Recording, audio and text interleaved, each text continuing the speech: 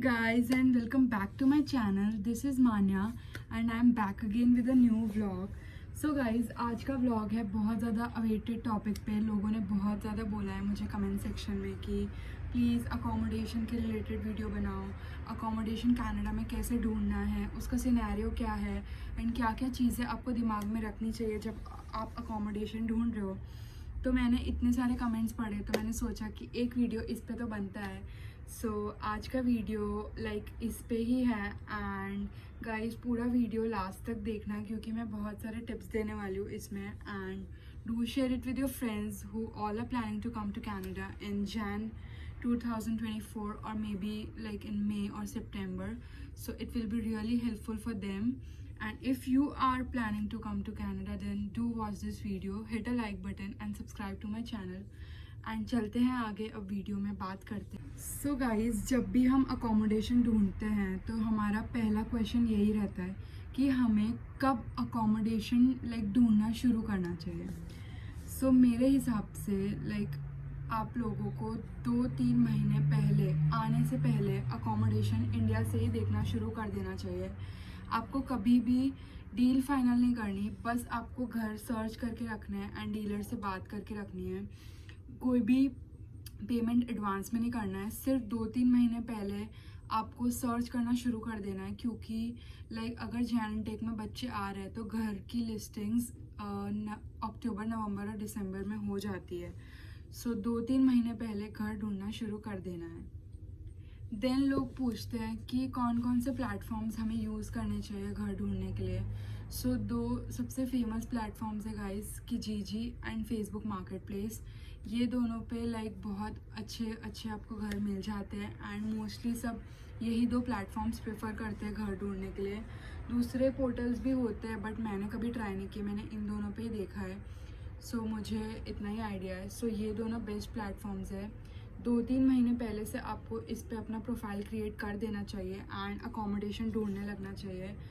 Then guys, ये 2 main questions के बाद बात आती है कि आप लोगों को क्या क्या अपने दिमाग में रखना चाहिए जब भी आप अकोमोडेशन कनाडा में ढूंढ रहे हो. तो ऐसा नहीं है कि आपका कॉलेज डाउनटाउन में हो और आप घर ले रहे हो कहीं और एकदम दूर जहाँ आपको 2-3 घंटे ट्रैवल करके आना पड़ रहा है. सो आपको क्या क्या चीज़ें अपने दिमाग में रखनी है, मैं आपको इसके 4 पॉइंट्स बताऊंगी. सबसे पहली बात कि अगर आपका कॉलेज डाउनटाउन में है तो आप प्रेफर करो या तो डाउनटाउन में घर लो या फिर उसके आसपास की कोई सिटी में घर लो ताकि आपको ज़्यादा ट्रैवल ना करना पड़े, आपके ट्रांजिट में ज़्यादा पैसे ना जाए. सो ये बात का ध्यान रखना है कि कॉलेज के पास घर होना चाहिए. देन जहाँ पे भी आप घर ले रहे हो आपको ये चेक करना है कि वहाँ पे बस की फ्रीक्वेंसीज़ कितनी है, बस कितनी बार वहाँ आती जाती है. अगर ऐसा है कि आप जहाँ रह रहे हो वहाँ हर 3 घंटे में एक बस आती है, तब कैसे सर्वाइव करोगे. सो आपको ये भी देखना है कि बस की फ्रीक्वेंसी कितनी है. तो ये एक बहुत बड़ा फैक्टर है आपका डिसाइड करने का कि आप कहाँ घर ले रहे हो. सो ये बात ध्यान रखना. एंड प्रॉपर अगर आप कोई घर फॉर एग्जांपल मार्केट प्लेस पे देख रहे हो तो उसका प्रॉपर लोकेशन और अपने कॉलेज का लोकेशन डाल के चेक करना एंड देन कुछ भी फाइनलाइज करना. देन जैसे मैंने बोला कि मैप में चेक करना. सो प्रॉपर आपको एक चेक लेना है, आपको वहाँ के आसपास के एरियाज़ भी देखना है कि क्या क्या है एंड बस स्टॉप्स कितने हैं, कितनी फ्रीक्वेंटली बसेस आती है वहाँ पे. सो ये सब दिमाग में रखना है. देन गाइस, लास्ट एक बात आपको ध्यान में रखनी है कि आसपास जहाँ आप रह रहे हो उसके आसपास ग्रोसरी स्टोर्स है कि नहीं. For example Walmart, FreshCo, No Frills, ये सब रेगुलर हम यहाँ से ग्रोसरीज करते हैं. सो ये ध्यान में रखना है कि ये सब आपके आसपास ही हो, वॉकिंग डिस्टेंस पे हो या एक बस चेंज करके ही जाना हो. सो अगर मैं रह रही हूँ कहीं पे एंड वहाँ से मुझे 1 घंटा ट्रैवल करके ग्रोसरी लेने जाना है तो वहाँ रहने का कोई सेंस ही नहीं है. आपको ऐसा घर ढूंढना है जहाँ आपको वॉकिंग डिस्टेंस पे ग्रोसरी स्टोर्स मिल जाए या तो आप एक बस चेंज करके वहाँ पहुँच जाओ. सो इसके बाद बात करते हैं गाइज, क्या क्या चीज़ें आपको दिमाग में रखनी है जब भी आप घर ढूंढ रहे हो एंड अपने ओनर से बात कर रहे हो, उससे डील फाइनल कर रहे हो तो आपको क्या क्या बातें अपने ओनर से पूछनी चाहिए. सो उसकी मैं आपको क्वेश्चंस की लिस्ट देती हूँ। सो पहला क्वेश्चन आप अपने ओनर से पूछोगे कि वो बेसमेंट है या टॉप फ्लोर है या कौन सा फ्लोर है, क्योंकि यहाँ पे बहुत से बच्चे इनिशियली बेसमेंट में रहना प्रेफर करते हैं, बट किसी किसी को बहुत ज़्यादा डिप्रेसिंग भी लगता है। सो ये मैंडेटरी क्वेश्चन है कि पूछो आपकी बेसमेंट है कि टॉप फ्लोर है। देन आपको पूछना है कितने लोग उस घर में रह रहे हैं एंड क्या सीन है, मतलब अगर एक घर में 10 लोग रह रहे हैं तो कोई पॉइंट नहीं आपको वहाँ रहने का, क्योंकि बहुत ज़्यादा क्योस हो जाएगा, झगड़े एंड ऑल दैट स्टफ। सो ऐसा घर ढूंढो जहाँ मैक्सिमम 4 या 6 लोग रहते हो। प्रेफर करो 4 लोग, बट अगर आपको रेंट के रिलेटेड इश्यूज़ है, कम पे करना है, देन प्रेफर करो फिर ज़्यादा लोगों के साथ रहना। बट अगर रहना हो तो सिर्फ 4 लोगों के साथ ही प्रेफर करो रहना।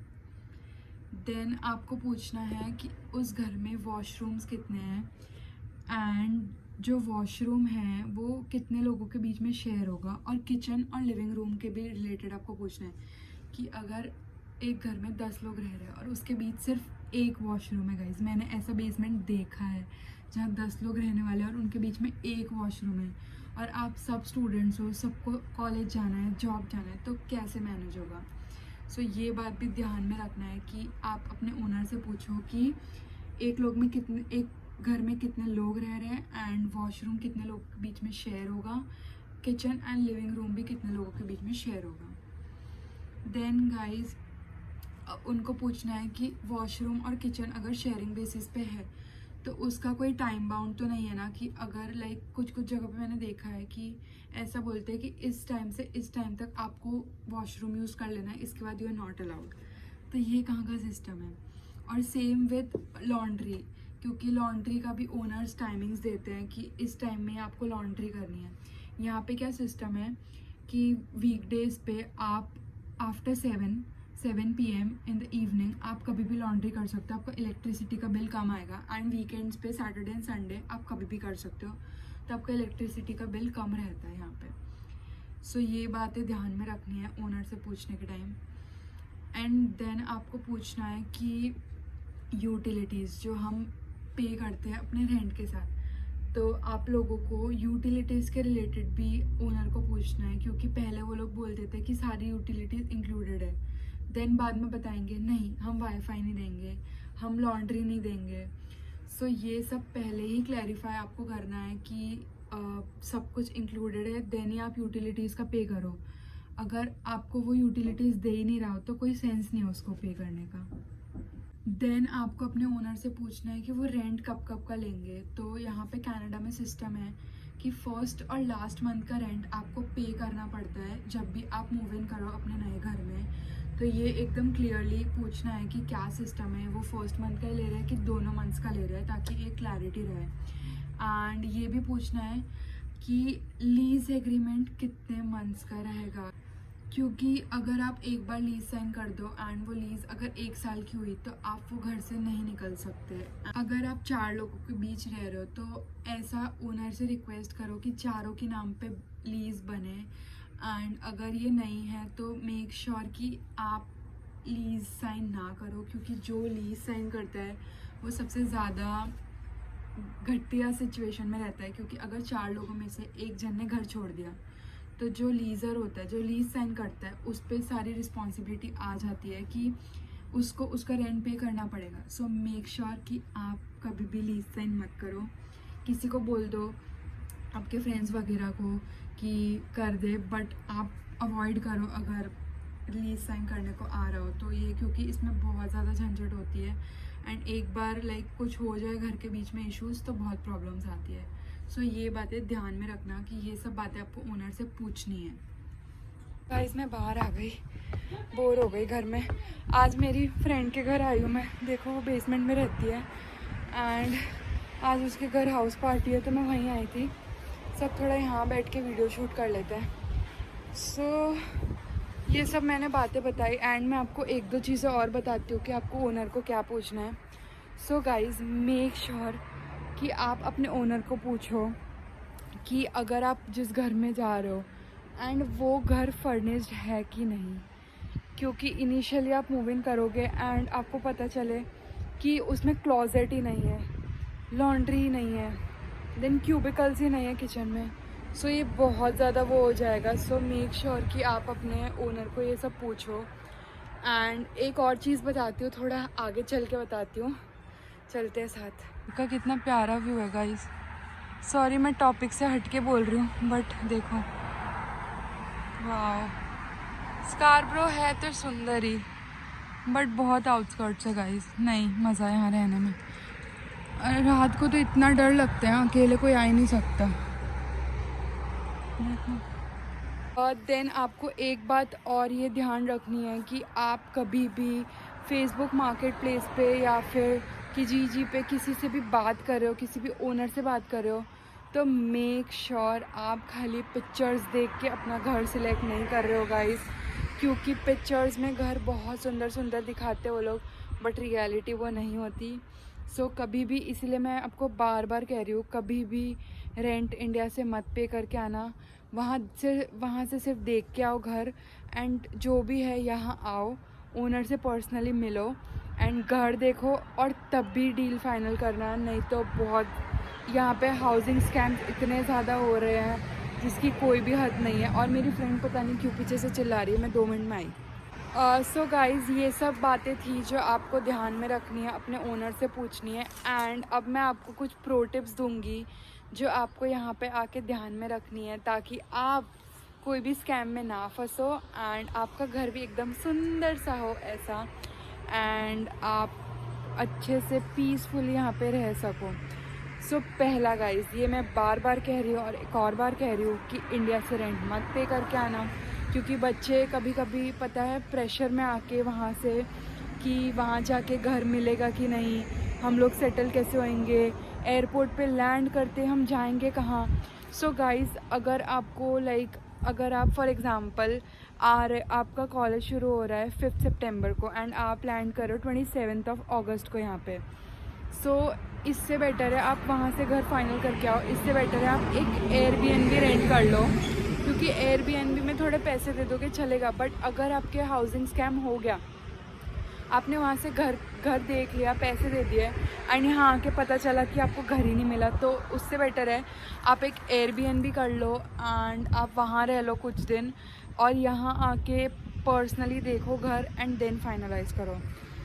सेकंड है गाइस कि कभी भी लीज़ मत लो। ये भी मैंने पहले बताया, खुद के नाम पे लीज़ मत लो, भले ही वो अपार्टमेंट हो या बेसमेंट हो।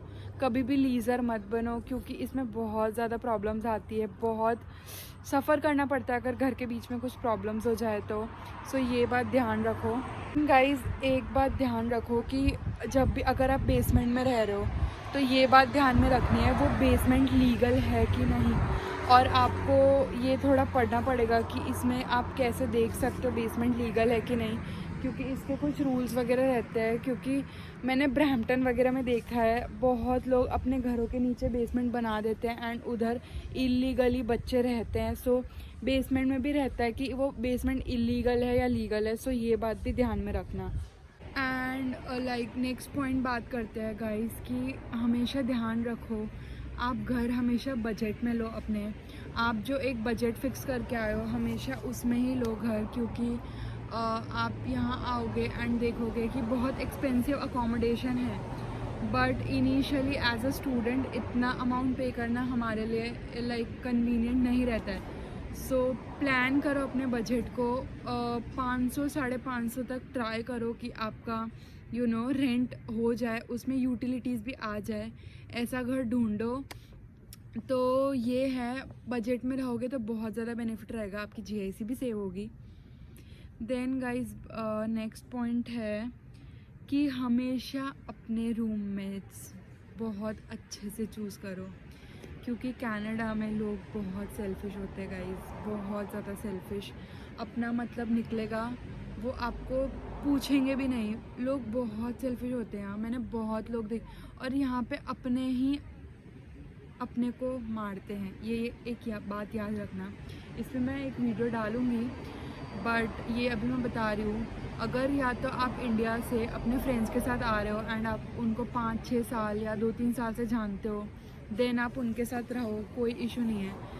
बट आप यहाँ आ रहे हो, आपके कॉलेज में फ्रेंड्स बन रहे हैं, सो बहुत ज़्यादा लाइक वाइजली चूज़ करो अपने फ्रेंड्स। भले ही आपके 1 या 2 फ्रेंड्स हो, बट वो ऐसे होने चाहिए कि आपको लॉन्ग टर्म रहे वो आपके साथ। ऐसा नहीं कि 1 साल कॉलेज है, 1 साल साथ रहे, हंसी मजाक किया एंड तुम अपने रास्ते मैं अपने रास्ते।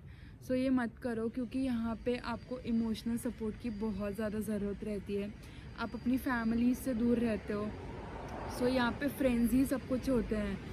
आप अकेले कितना ही कुछ कर लोगे, हमें यहाँ अकेले ही सब करना पड़ता है, पर कभी ना कभी हमें एक इमोशनल सपोर्ट की ज़रूरत होती है। सो ऐसे फ्रेंड्स बनाओ, ऐसे रूममेट सिलेक्ट करो जो आपके साथ इमोशनली और मेंटली भी रहे, ना कि खाली आपके लाइक हैप्पी पार्ट्स में आपकी लाइफ में वो आ जाए आपके साथ पार्टी करने एंड ऑल, एंड जब आप दुखी हो आपको छोड़ के चले जाए।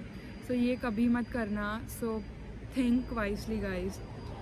एंड नेक्स्ट पॉइंट है, कभी भी लाइक अवॉइड करो, कोई भी नया घर बनाए तो उसमें अवॉइड करो रहना, क्योंकि उसमें सारी चीज़ें आपको स्क्रैच से स्टार्ट करनी पड़ती है और बहुत ज़्यादा इसमें काम रहता है अगर आप नए घर में शिफ्ट होते हो, क्योंकि उसमें प्रॉपरली लाइक सब कुछ बिल्ड भी नहीं हुआ होता है, कभी कभी कुछ चीज़ें मिसिंग रहती है। सो यही प्रिफ़र करो कि अगर कोई पहले घर में रहा हुआ है वही घर आप ढूंढो, और वो बेटर रहता है, क्योंकि उसमें क्या होता है कि सारी आपको चीज़ें मिल जाती है।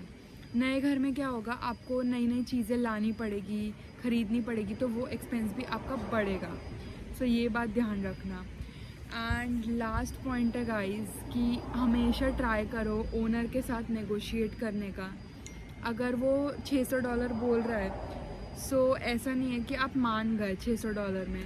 आप हमेशा ट्राई करो, अपनी कन्विंसिंग पावर को स्ट्रॉन्ग करो कि आप उसे कन्विंस कर सको, आप नेगोशिएट कर सको उसके साथ कि नहीं, हम इंटरनेशनल स्टूडेंट्स हैं and we can not afford, like we can not pay 600 per month, it's too much guys. हम इतना कमाते भी नहीं हैं एंड हमारा मेजर चंक जो है वो रेंट में चल जाता है। सो यही सब बातें थी अकोमोडेशन के रिलेटेड, और मज़ा है, फ़न है गाइस। ये इसका भी अलग एक्सपीरियंस मिलेगा। आप जब अकोमोडेशन ढूंढोगे आपको नई नई चीज़ें पता चलेगी। मुझे भी पहले ये टर्म्स बिल्कुल समझ नहीं आते थे, सिक्योरिटी डिपॉजिट क्या होता है, कैसे घर ढूंढना है। बट जैसे जैसे मैं यहाँ आई हूँ, मैंने केसेस सुने अपने फ्रेंड्स के, तो मेरे को बहुत ज़्यादा लाइक पता चला है इसके बारे में। मेरे को भी ऐसा नहीं है कि मुझे सब कुछ पता है, बट जितना मुझे पता था मैंने आपके साथ शेयर किया। एंड मुझे मालूम है मैंने बहुत सारी लाइक छोटी छोटी मिस्टेक्स भी की होगी इस वीडियो में, तो उसको अवॉइड करना एंड मेरे कंटेंट पे ध्यान देना, क्योंकि मैंने बहुत लाइक सोच समझ के वीडियो बनाया है, ताकि जो बच्चे आने वाले हैं उनकी हेल्प हो जाए, कोई स्ट्रगल ना करे यहाँ के, क्योंकि ऑलरेडी बहुत स्ट्रगल है यहाँ पे सब कुछ मैनेज करना अपनी फैमिली से दूर। सो आई होप आपको ये वीडियो पसंद आया हो। एंड मैं एक बहुत फ़न वीडियो आज डालने वाली हूँ। मैं गाइस नाइग्रा फॉल्स गई थी road trip, like it was a road trip with my friends, like with my new friends. So road trip था एंड आप भी, आज मेरे फ्रेंड के घर पे हाउस पार्टी भी है, सो वो भी इंजॉय करूँगी। पूरा व्लॉग बनाऊँगी, उसका भी टेंशन मत लो। और देखते हैं अब आज का दिन क्या रहता है। बस ये वीडियो मुझे एक शूट करना था आप लोगों के लिए, एंड मैं जल्दी एडिट करके पोस्ट करने का ट्राई करूँगी, ताकि जैन इनटेक वाले जल्दी जल्दी घर ढूंढना शुरू कर दे, जो जो प्लेटफॉर्म्स मैंने बताया उस पर। सो गाइस, बहुत बोल लिया मैं, ऐसे ही बैठ गई हूँ। बाहर वेदर इतना अच्छा हो रहा है अभी, लाइक ठंडी, घर में बहुत ज़्यादा ठंड लग रही थी तो मैं बाहर आ गई। So I hope you like this video, subscribe to my channel and comment करो अगर कोई भी डाउट है गाइज। मैं बिल्कुल ट्राई करूँगी कि आपके हर कमेंट का रिप्लाई कर सकूँ।